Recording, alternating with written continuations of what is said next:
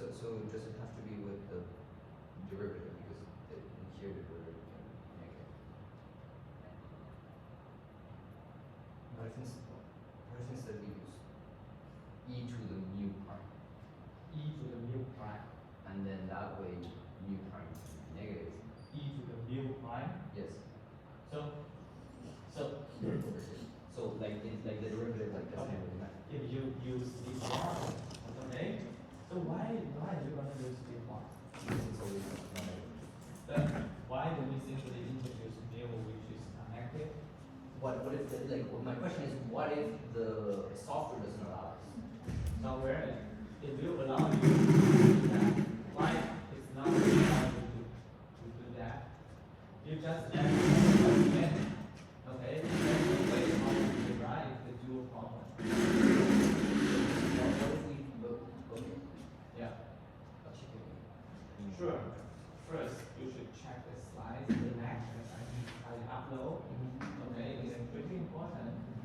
Okay, if you can understand that, I don't think that you Right. Thank you.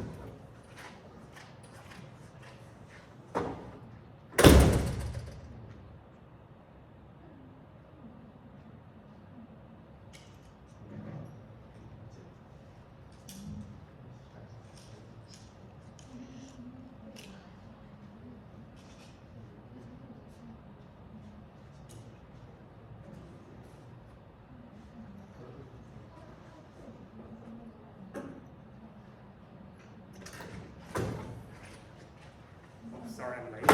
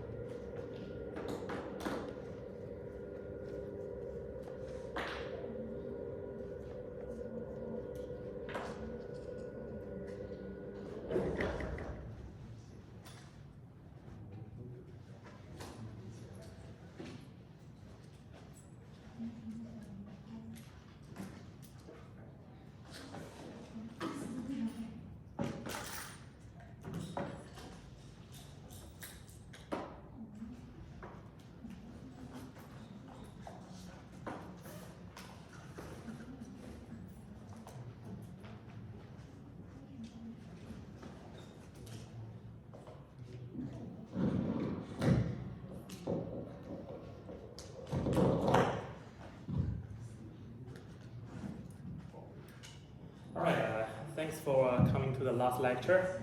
So, like I said, this lecture is completely optional, but the topic is kind of interesting, especially you sometimes deal with difficult functions. I sent out a notification about the arrangement this week. So on Wednesday we will have a review session, but I feel like during the review session, if it's just me giving you all the just list everything we learned, probably it's not the best way to use the time.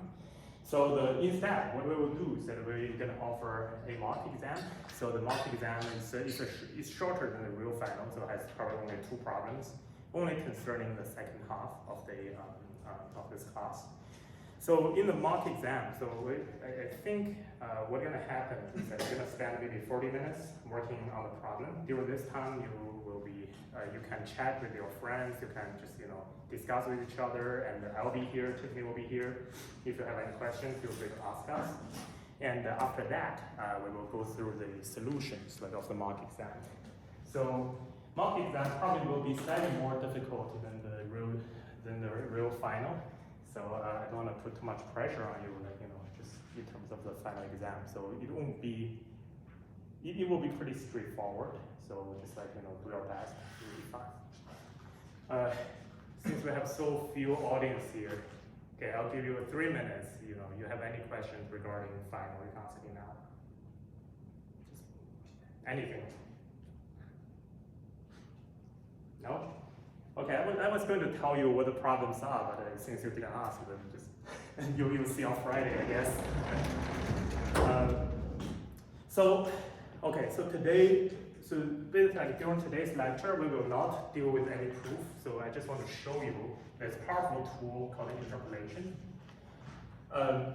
So I guess you already seen this in calculus. Sometimes, you try to study a function. And usually the function is not so easy to graph. For example, one example we have f equals to e to the power of negative x squared. So such a function, it is a combination of the exponential function and the polynomial. So its graph probably going to look something like this. However, this function itself, it has something different from the function we learned from the past. I guess in calculus you learn several different categories of functions. We started with something like polynomials, power functions, exponential functions, logarithmic functions, all those. So they kind of progress in a way that they become more and more complicated. And usually just to evaluate the functional value is kind of difficult. So for such a function, if you just consider itself, a lot of operations might be not so possible. For example, what if I want to evaluate what is integration between 0 and 1, e to the power negative x squared dx? We see for integrals like this, we can't even write down a explicit solution, so we don't know how to evaluate this, so that's why we have to use computer. So a powerful thought in applied mathematics is that for this function, probably I can use a polynomial to approximate it. So it came from, so basically in applied mathematics, we kind of, whenever we see a function, if the function itself is difficult, then we always think, oh, is it possible if I can write a polynomial to represent this function, at least locally? For example, around this x equals 0, just in this little neighborhood, can you think a way to express e to the power of negative x squared as a polynomial? Providing that here, so let's consider the absolute value of x is way less than 1. So before I show you the way, a standard way of doing this, but just from your calculus knowledge, do you have any idea of how we can relate a polynomial to this guy? What will you do? One nice function like this, e to the power of negative x squared. This function is continuous everywhere, differentiable everywhere. It's in fact smooth across the whole real line, right? So it is such a nice function. And for the nice function, it has a special property that you can write down a Taylor extension. And in this function, if you write down a Taylor extension, so probably it's something like this. Let me think. So what's a Taylor extension of e to the power of x? So 1 plus x squared divided by 2, I believe. Is there an x involved? Okay, who remember, what is the Taylor extension of this guy? I kind of don't remember at this point. I guess if I remember correctly, it's 1 plus x squared divided by 2, so on and so on, right? So when you have such a function, when you have a Taylor expansion of e to the power of x, then you can just like replace x with negative x squared. So what you have is 1 minus x squared plus x to the power of 4 divided by 2, so on and so on. And like I said, in this case, x is pretty small. So if x is way less than 1, that means x to the power of m will approach 0 pretty rapidly as m gets bigger.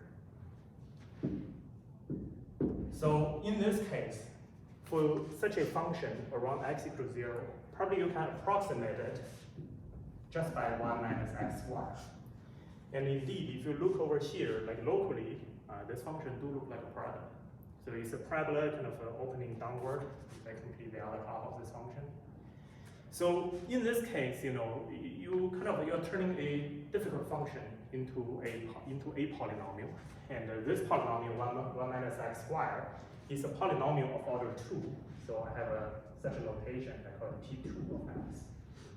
So today we will introduce a method of kind of converting any functions like into a polynomial. And here, polynomial of order n. So that Pn, so for a polynomial of order n, we define let's denote the function to be this little Pn of x, and a polynomial is defined by all its coefficients. So this thing is an times x to the power of n plus a n minus 1 times x n minus 1 all the way to a naught. So for a polynomial of order n, so there are actually n plus 1 coefficients to uniquely determine the polynomial of order n. So here are those coefficients. So there are n of them, n plus 1 of them.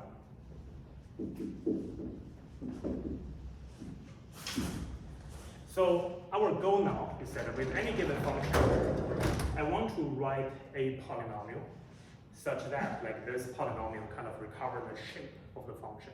And this is what we call the interpolation. And the goal of interpolation is like this. Like suppose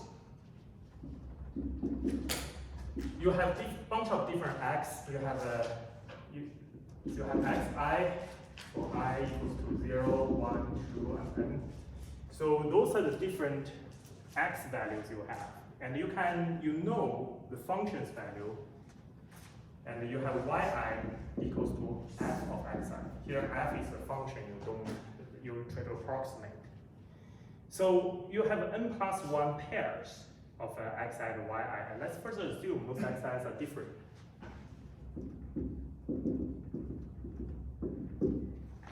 Because if all the xi's, if you have some identical members in the xi, you can always get rid of them and having nice points. So you have all the xi and you have all the functional value of yi. So our goal is to find a polynomial. Find a polynomial of order n such that I want, at least at those n plus 1 points, the polynomial's value evaluated at those xi match those of yi.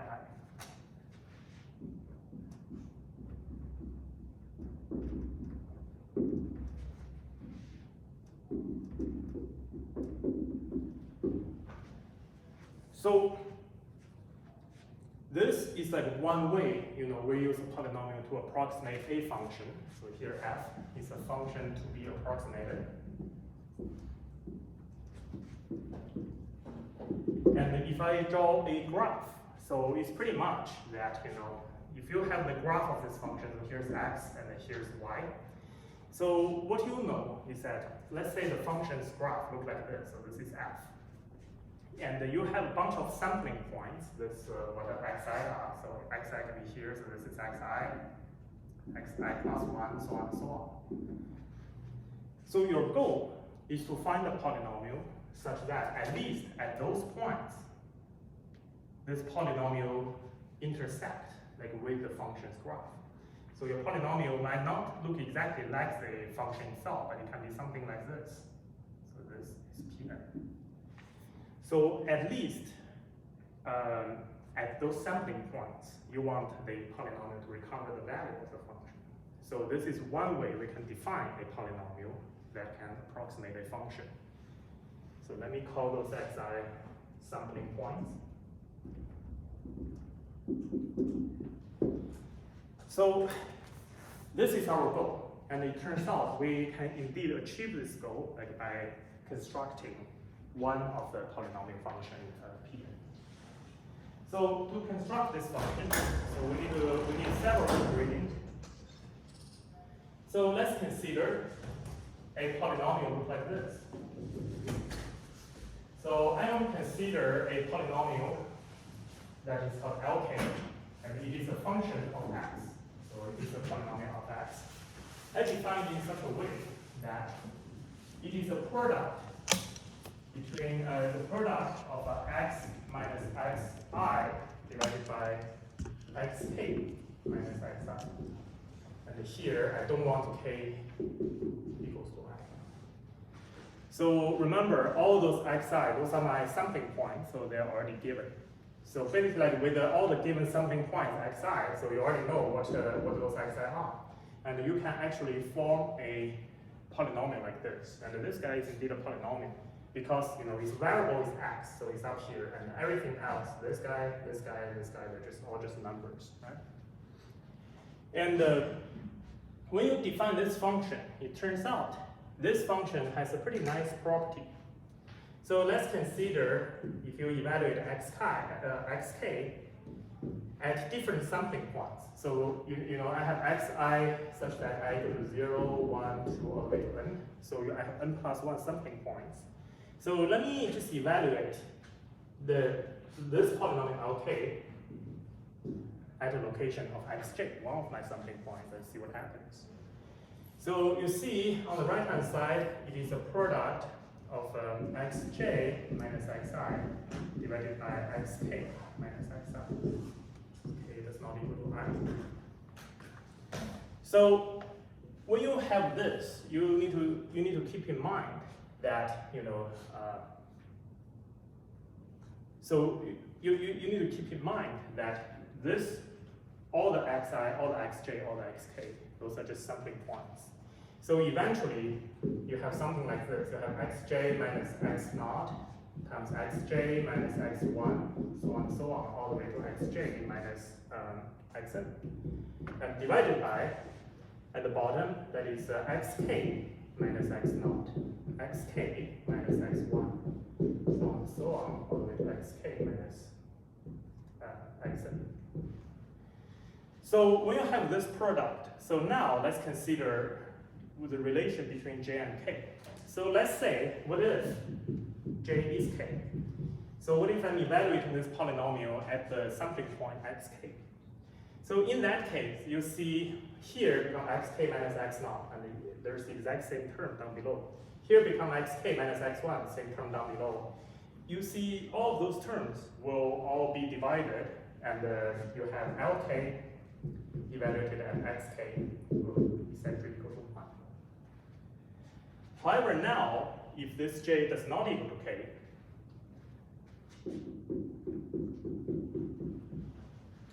so if j is not k, then in this basically like in this product, so eventually, so there will be xj minus x naught. Wait, let me see. So in this case, you see in this product above here. So if j is not k, then j must be a number between 0 and n except for k. And in that case, so one of those factors above here will turn out to be 0, right? Because if k is 1, j is 0, then you have x0 minus x0 at the first term. Or if j is not k, eventually one of those terms, like over here, will become 0. So you have Lk of xj actually equal to 0 if j is not k. So you see, this is a polynomial. This is Lk is actually a polynomial of order. What is the order of Lk? It is a polynomial of order n minus 1, right? So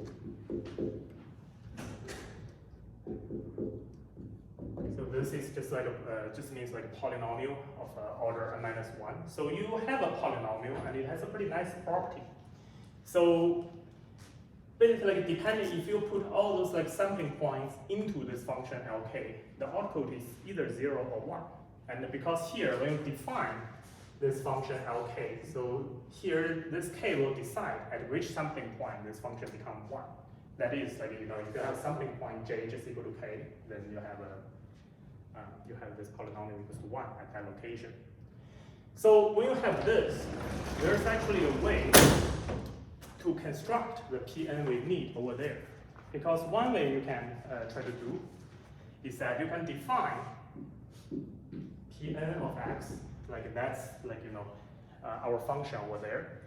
So you can define the Pn of x as a sum between k equals 0 to n. So you sum up all the k, that on the right hand side you have Lk of x times yk.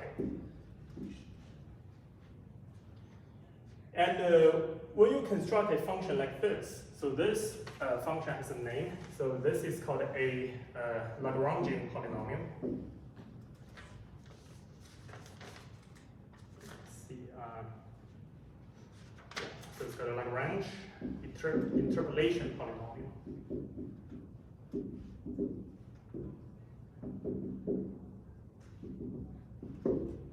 So for the Lagrange interpolation polynomial, so we claim that this polynomial actually satisfies our goal.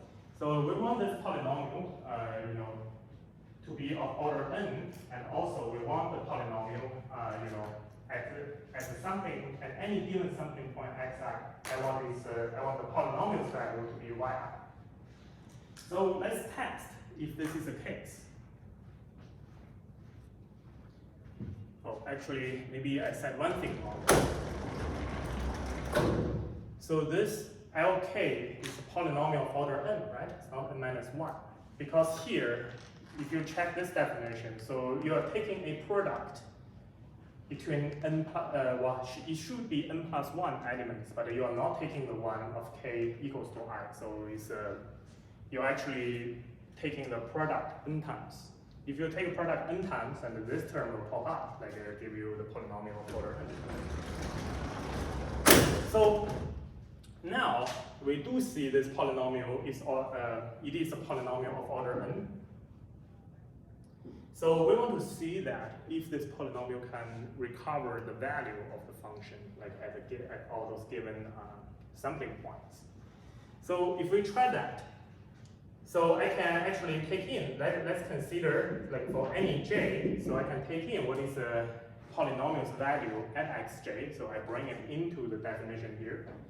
This will be the sum between k equals 0 to n of Lk of xj times yk. So on the right hand side, we see that the coefficient here, this Lk of xj, we know its value because this is just exactly the thing we worked out here. So depending on the k, most of the time this coefficient is 0, except for when k equals to j. So if k equals to j, this term becomes 1. So eventually, maybe here, a better way of writing this function of Lk of xj, one way I can write it is that it's actually a Kronecker delta function. So this means, you know, k and j. So when k equals to j, this function is 1, and when k doesn't equal to j, this function is 0. So if you have that, I can bring in this definition here. So this is the sum between k equal to 0 and n of delta kj times yk. And now you're summing over all the k's. So you see this k runs from 0 to n. So at some point, there must be at least one point when k equals to j, right?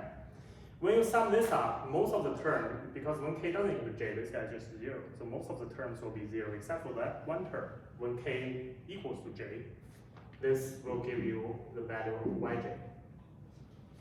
And that's exactly what we need. So basically with this function, you can show that if you evaluate this polynomial at the location xj, you'll always have like a Pn of xj equal yj. This is for any j. 0, 1, 2, and all the way to n. So you see by doing this, actually you can put together a polynomial that can do that can at least like at all the sampling points recover the value of your function. So this might be a little bit difficult to see, like just by writing the polynomial there. One thing I can show you is that we can try an example of using this Lagrange interpolation polynomial to approximate a function. So let's see here.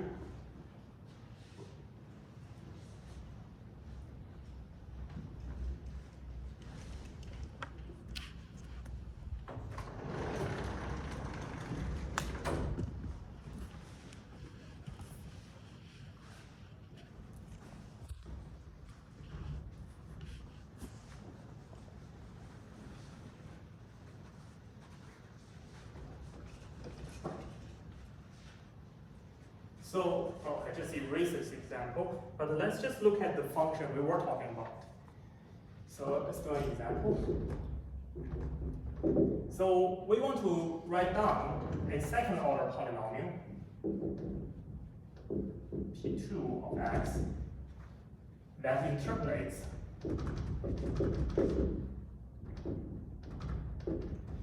a function that is f of x equals to e to the power of negative xy. So this is the example we just had before. We want to find a second order polynomial that can recover the value of this guy, like recover the value of this guy at least at certain sampling points. These are sampling points.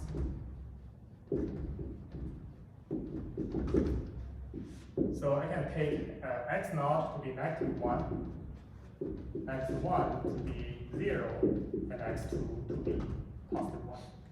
Those are the three locations I want my polynomial to recover the value of the function I'm trying to interpolate. And of course, here, the number of the number of sampling points are actually fixed, because if you want to fit a second order polynomial, there are at most 3 coefficients. For the 3 coefficients, you can only sample them on the 3 sampling points. Otherwise, if you have more sampling points, you have 4 equations to determine 3 coefficients, then the problem usually doesn't have an answer. So in this case, we want a second order polynomial, and we want 3 sampling points. So at those sampling points, I can easily evaluate what is the value of this function. So at x0, so y0 equals to f of x0. You just put in the value, so it will be e to the power negative 1. Similarly, y1, you put a 0 into x, so that y1 should equal to 1, and y2 also equal to e to the power negative 1. So you have 3 sampling points, and at those sampling points, you can get the value of the value of f. So with all those information, we can start to construct the Lagrange interpolation. First of all, so we need to consider, because the one step we need over there is that we need to construct all those little polynomials Lk of x. And in this case, because you have 3 sampling points, so k equals to 0, 1, 2, you should have 3 polynomials. And from the 3 polynomials, you should be able to put together what a P2 is. So we can work on them one by one. So let's consider what is L0 of x. So if you want to evaluate what is L0 of x, you can put it into the definition over there. So it should be the product between x minus xk divided by x minus x0. Wait a second, what should I do here? No, it's x minus xk, and here should be x0 minus xk. And in this case, you are like changing the index of k such that k does not equal to 0 because you're looking at the zeros polynomial. So when you want to work that out, it turns out there are not so many terms there. So you have x minus x1 times x minus x2 divided by x naught minus x1 times x naught minus x2 by that definition. And in this case, x naught is negative 1, x1 is 0, x2 is positive 1. So you can actually exactly evaluate what that polynomial should be. So if I did this right, it should be 1/2 of x times x minus 1. This is the zeros polynomial we construct. And similarly, you can construct L1 and L2. So L1 of x should be x minus x naught times x minus x2 divided by x1 minus x naught times x1 minus x2 minus x naught. Right? I'm always getting confused here. It should be x1 minus x2. So this should be the next polynomial, and if you do that, if you put in all the value of x, this is 1 minus x squared. And similarly, you can compute what is L2 of x. So this should be x minus x naught times x minus x1 divided by x2 minus x naught times x2 minus x1. And if you evaluate this number, it should be 1/2 of x times x plus 1.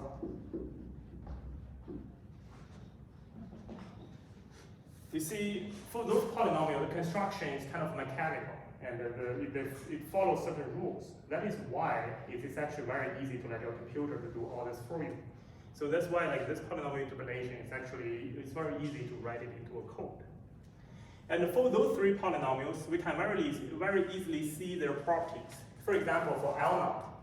So for L0 of x, so if I change x with the value of x0, that is x equal to -1. So what's the outcome here? Will be -1 times -2 divided by 2. So this one is 1, right? However, if you put in other values, for example, L0 of x1, that is when you put x equal to 0 in there, you see this gets from 0. It's also same case if you put an x2 over there, because x2 equals to 1, you put in this polynomial, still 0. So this polynomial indeed does the work, does function as we wanted, such that this polynomial function at all the sampling point, there is only one value of this polynomial to equal to 1. Otherwise, this polynomial is always giving a 0. And the same situation for the next two polynomials. And of course, now, if I want to put everything together,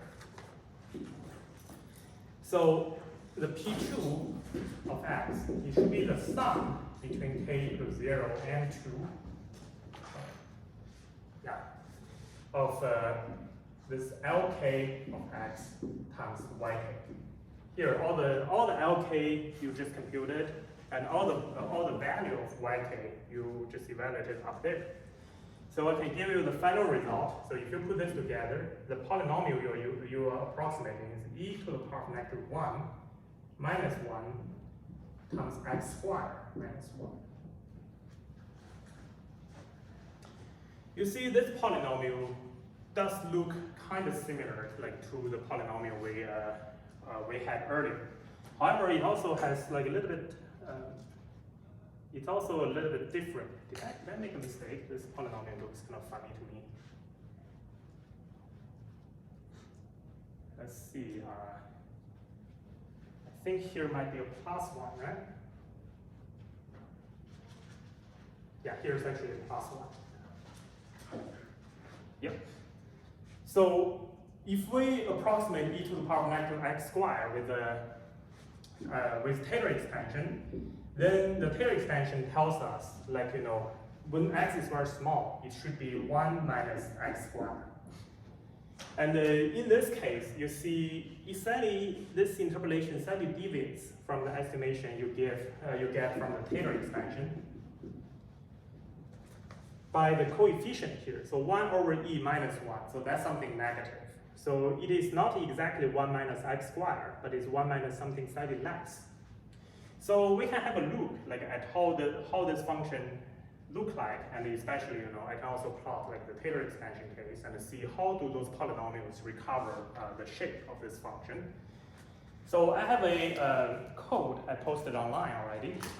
It's on Brightspace, so you can feel free to play with it. Let me show you here.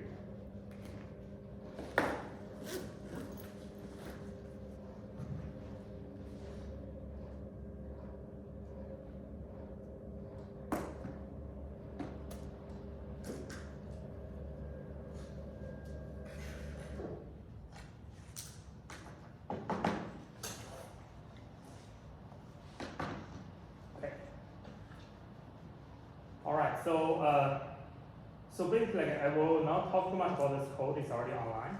So the idea is that this code can very easily construct like this, all the little function LK. So you construct function LK like we did here and sum it up together, you should have a polynomial.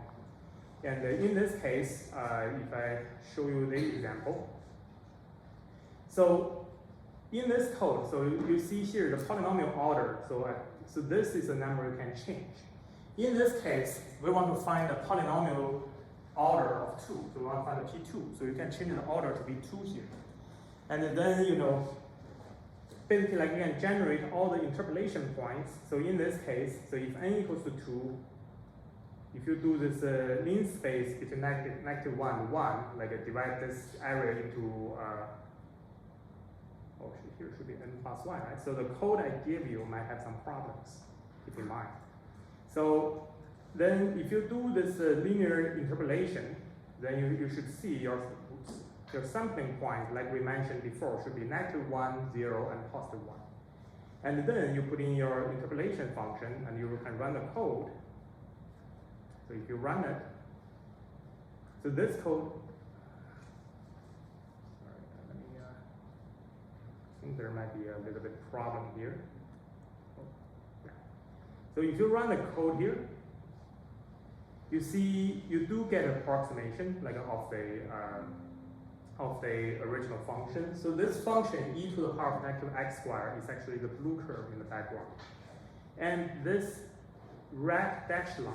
So that is actually your polynomial interpolation, like the P2 function, the P2 we just obtained here. And in this code, so the way I keep all those polynomials is that I only keep their coefficient. So this is one of MATLAB's way of like storing a polynomial. So let's say if you have P2 of x, so it has 3 coefficients. It should be A2 of x squared plus A1 times x plus A0. So you see, to determine this polynomial, all you need to store is actually those coefficients A2, A1, and A0. And that's exactly how MATLAB remembers a polynomial. So the first coefficient is A2, second coefficient is A1, and third is A0. So MATLAB will put those 3 numbers like as a vector. So basically like this vector, so I call it maybe, I just call it P, equal to this vector. So this actually contains all the information like of this polynomial. So in this case, let's see like how this coefficient look like. It's leaking so badly. So if I type in this p, you see the first coefficient is negative 0.6321. So in the expression we get here, it should be 1 divided by e, plus 1. Minus 1. So that's exactly what the first coefficient the computer evaluated for you. And also, there's no term, there's no coefficient in front of the function x. So that coefficient should be 0. And eventually, there's a positive 1 at the end. So that should be the constant term. So in this case, if you have this P2 function look like this, So this p vector, you write it down, should have 3 elements. It's 1 over e minus 1, 0, and 1. This turns out to be, in MATLAB, your polynomial just like simply stored this way. And one good thing about using a computer is that, because here, the construction of Lagrangian polynomials, you can actually use more sampling points and make it more and more accurate. For example, in this case, we're constructing a second-order polynomial that interpolates a function at 3 locations. So when x equal to -1, you see the dashed line does meet the function's value. At x equal to 0, they also meet, and x equal to 1, they also meet. So that's at order 2. So if I increase order 3, we can see how this function changes shape. So the original function is this blue curve, and this red dashed line now is a 3rd-order polynomial that recovers this function's value at 4 different locations. That is when x equal to -1, and something around here, and also x equal to 1. So if you want to interpolate an nth-order polynomial, there will be the curve between this polynomial and the original function will meet at least n plus 1 times. And similarly, I can increase this. So let's see 4th-order polynomial. How does it look like? Now you see 4th-order polynomial, you get a shape that look very close to the function you're interpolating. So in this case, the dashed line and the blue curve, they're pretty much identical. And of course, you can further increase the order, 10th order polynomial. Those 2 functions, they probably just look exactly the same. You can't really tell the difference anymore. So this is the power, of interpolation. So you can have a very systematic way, of writing down any function as a polynomial. So in this case, we have a complicated function to have a negative x squared. So I can write down the 2nd-order polynomial that basically recover the shape of this function. So one nice thing about such a procedure is that when you have a polynomial, one operation becomes very simple. That is to take the integration. Let me see.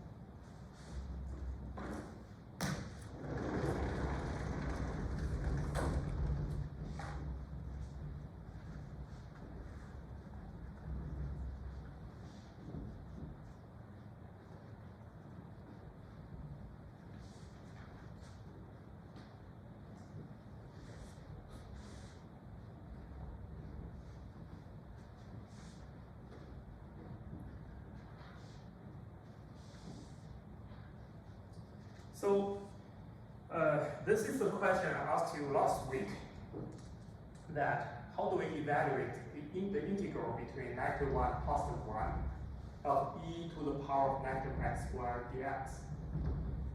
So usually the evaluation of an integration like this is impossible. So you pretty much have to do it with a computer. Even though this actually you can represent the value of this with a special function called arrow function, but that doesn't get you anywhere because this is a definition of an arrow function, so you do need to know how to evaluate it. So, however, here one thing we just learned is that e to the power of -x squared. So between -1 and +1, so remember earlier our sampling point is x0 equals to -1, x1 equals to 0, and x1 equals to +1. So between those, in the region between those 3 sampling points, so I can approximate this with the P2 function I just obtained earlier. That is the 2nd-order polynomial. And for that polynomial, so I just erased it, but I can write down what the polynomial should look like. So it is 1 over e minus 1 times x squared plus 1. So at least, like, between those three sampling points, like those two functions, so this P2 function, you should be able to use that to represent this e to the top negative x squared decently well. And if that is the case, if you can approximate e to the top negative x squared with a polynomial, then you can probably also use that to approximate this integration, P2x dx. So when you do this, you see integrating a polynomial. That's something we all know how to do. So of course, like for a simple polynomial, we just integrate it term by term. In fact, if you have a polynomial of order n of x divided by another polynomial of order n of x, this whole thing can always be integrated. You can actually find the exact antiderivative of this guy. This is called a rational function. And in this, I don't know, this is something we learned in calculus. I learned calculus in China, and everyone has to know how to evaluate an integral like this. Did you guys learn? Do you guys know how to evaluate this exactly? For example, if you have I don't know, x squared plus 3x plus 2 divided by maybe just divided by x. This, of course, you can integrate it very easily. So you just like take it apart term by term. However, even for something like this, x to the power 4 minus 1. So for any polynomial, so you see this is second order polynomial, fourth order polynomial down below, this thing you should be able to find its antiderivative. So there's actually a way for you to do so. So no matter what kind of P and what type of QM you're choosing, you should always be able to evaluate this. Think about this. So if you don't know the trick, just like think about it, and we can discuss this afterward. It's kind of little. It's not really what we are going to talk about today. So today, what we are going to talk about is that if you're integrating with a polynomial, that is easy. For a polynomial like that, you can easily find the antiderivatives should be 1 over 3 times 1 over e minus 1 x to the power 3 plus x. And this thing, you want to take the difference between negative 1 and positive 1, which is very easy to evaluate. And if you evaluate this, of course, with your computer, so this will give you a value of around 1.6. So this is something that, at least you have some number, some estimation, like of what the integral itself should be. And just by the way, this integration, so if you evaluate its true value, it's about 1.5. So those two numbers are already getting pretty close, and here you're actually using a pretty low order polynomial. So you see you're integrating a polynomial of order 2. Like we show here, if you use a high order polynomial, let's say a polynomial with order 10, the integration will be even more accurate. So there's a systematic idea behind this.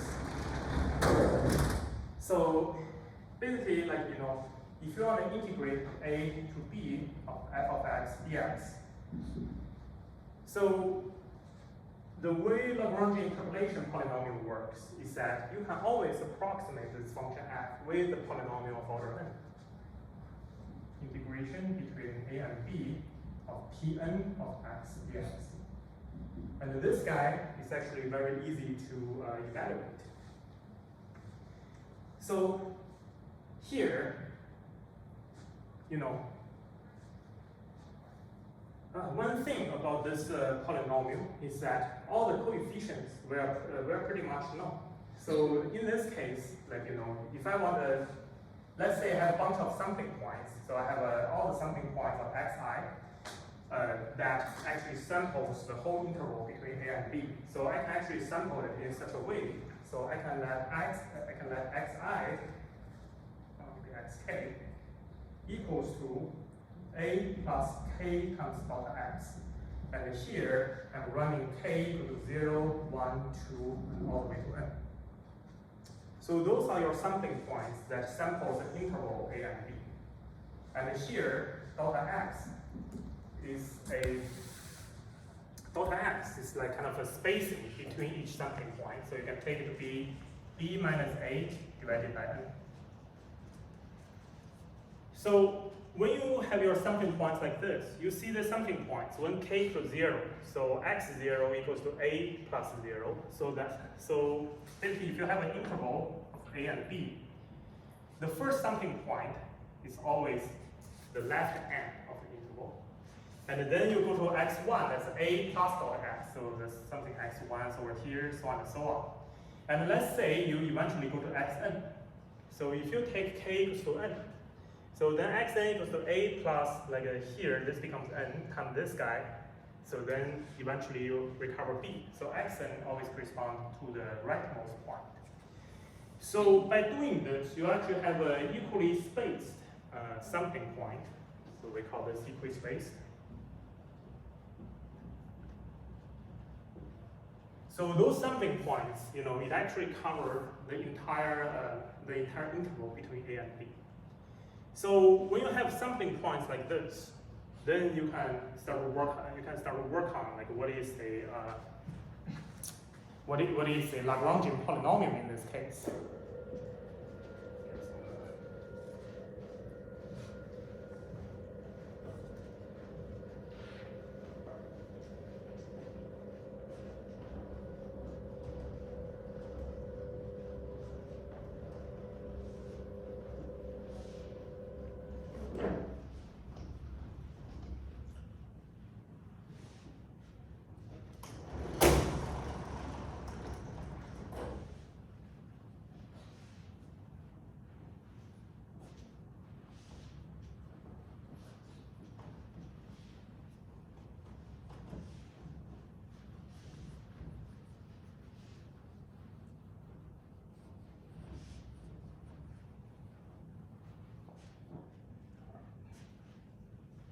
So now, at those sampling points, suppose you know the function's value. So at xk, so you know the function's value of f of xk. Then from this, you can actually write down the interpolation polynomial Pn. Pn by our construction should be the sum between k to 0 and n of Lk of x times f of xk. So if you constructed the polynomial like this, then we can see what's the integral between a and b of f of x dx. Because like we mentioned, so this thing approximately should be the integration between a and b of Pn of x dx. I can actually bring this definition into this integration. So this will become a sum of k equal to 0 to n of, I'll define this later, wk times f of xk. And here, the wk is just a number, and this wk equals to integration between a and b of lk of x dx. So you pretty much put in the definition of Pn from here, and now when you're integrating this sum, so only part depending on x is this part of the function. So that is all those little lk functions. If you integrate them, they eventually just become numbers. So basically, you can evaluate this the integration of the function f as a sum between those wk and the function's value at the sampling point xk. So this is a pretty useful formula because in this case, this wk, this wk's value, it only depends on your sampling points. With a given set of sampling points, so you can pretty much use this formula to approximate any function f, because the only place the function f appears is over here. So you need to evaluate the function's value at the sampling points. So basically, if you have an interval a between a to b, and then you are using the sampling points, and then you can just you can calculate all those wk beforehand. So this wk, they're called the quadrature weights.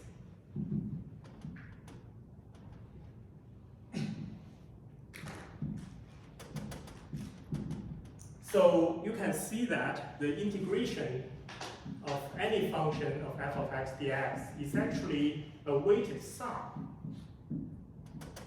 between k equals 0 and n of wk times f of xk. So you turn a integration problem like into a sum, and here all the coefficients you can just like compute them beforehand. And there are several we can. Well, you know, this might be a kind of not very straightforward, but I can give you some examples. So we can consider for the case, so you have the interval between a and b. So let's consider, what if I have two sampling points? So if I consider n equals to 1, so there should be two sampling points. One, the x naught should be right at a, and x1 should be right at b. So when you have this, you can actually compute the corresponding quadrature weight. So the quadrature weight, in this case, the wk should be the integration between a and b, lk x dx. And in this case, the lk, well, I can just, there should be L0 and L1, I'll write them separately. L0 of x should be x minus b divided by a minus b, and the L1 of x, wait, here's x minus a, wait, minus a or minus b? Minus b, right? Divided by a minus b. And L1 should be x minus a divided by b minus a. You have those two functions, the quadrature weights, you can just like compute them right away. And if you do that, you have two quadrature weights. So here, the w naught is integration between a and b of x minus b divided by a minus b dx. This value, it should be b minus a divided by 2. And similarly, you can evaluate w1. And it turns out w1 also equals to b minus a divided by 2. And now you put this together, you have a formula that is integration between a and b of f of x dx equals to w naught times the f at x naught plus w1 times the f at x1. That will be b minus a divided by 2 times f of x1 plus f of x2. Space here.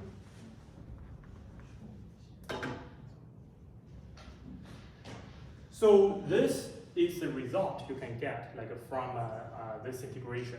And this formula actually has a name. This is called the trapezoidal rule.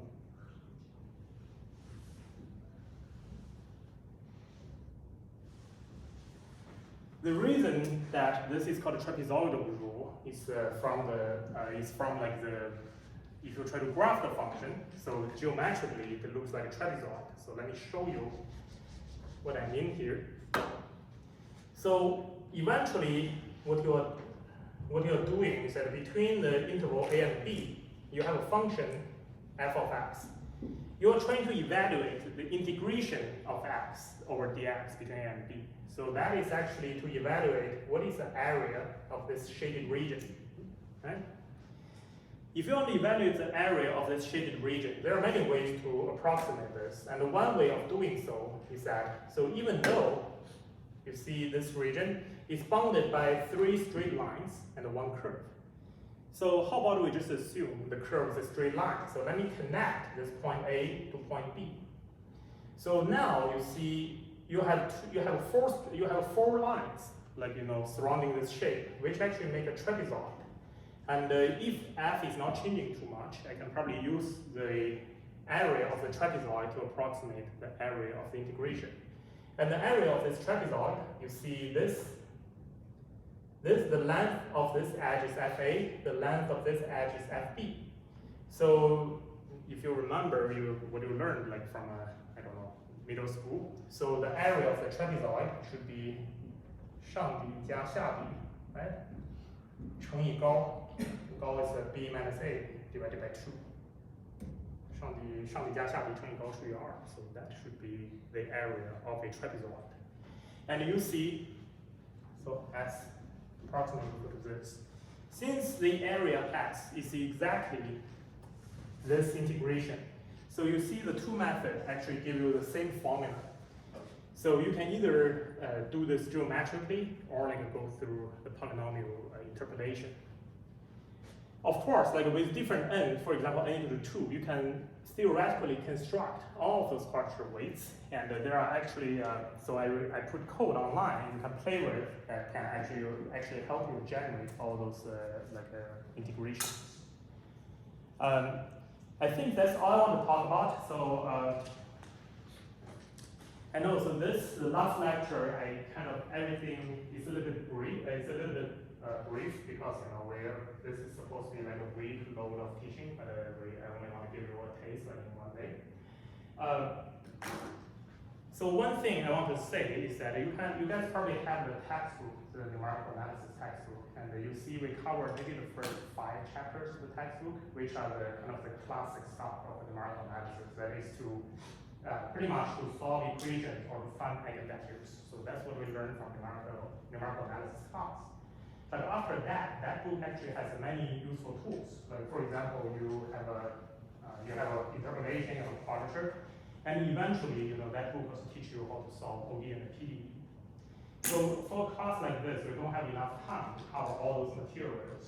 So hopefully in the future, there can be a kind of a continuation of numerical analysis, because that's, in New York, we usually have a numerical analysis 1 and numerical analysis 2. So 1 is about like solving all the equations, and 2 is about solving things like ODEs and PDEs. But anyway, if you're interested, I think our textbook is still pretty decent book, so feel free to read more. And if you have any questions, I'm always happy to answer your questions. You can find me during the summer, next semester, or whenever you need me.